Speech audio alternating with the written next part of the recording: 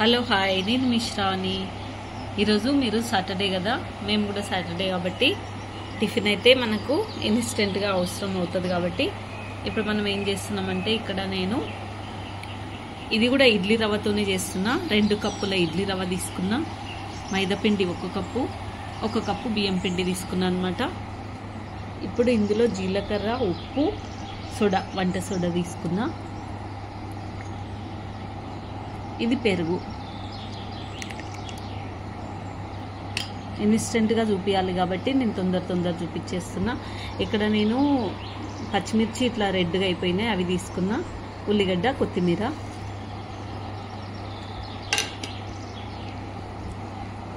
దీన్ని మనం పునుగుల పిండిలాగా కలుపుకుందాం. ఇంకోటి, మనం తక్కువ వాడితే వాటర్ యాడ్ చేసుకోవాలి. దీనిలో ఒక పునుగుల పిండి ఎట్లా కలుపుకుంటాం అట్లా కలిపేసుకుందాం. ఇప్పుడు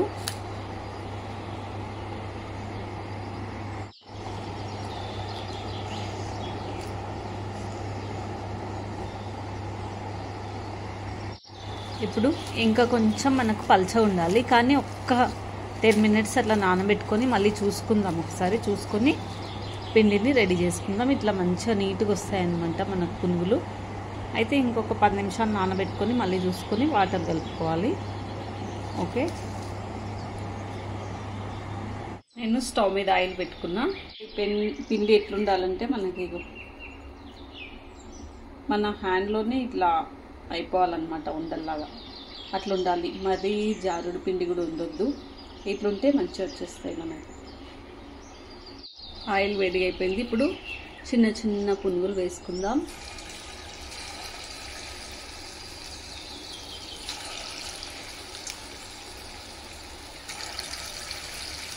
మంట చిన్న పెట్టుకోవాలి, మాడిపోతాయి మళ్ళీ.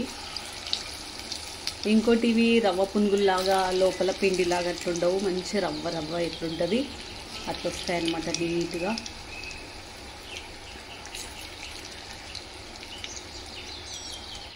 ఇప్పుడు వీటిని మెల్లగా తిప్పుకోవాలి ఇట్లా.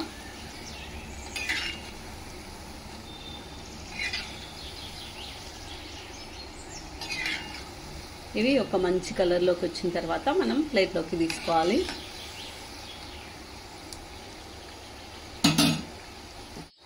ఇవి వేగిపోయినాయి, మనకు అర్థమవుతుంది. అప్పుడే ఇట్లా ప్లేట్లోకి తీసుకుందాం. ఇప్పుడు మనకి టేస్టీగా ఇడ్లీ రవ్వ పునుగులు రెడీ.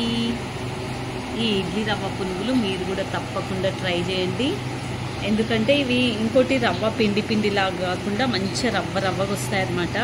మనకు రవ్వ ఎట్లా ఉందో ఈ పునుగులు కూడా అట్లా రవ్వ ఉంటాయి.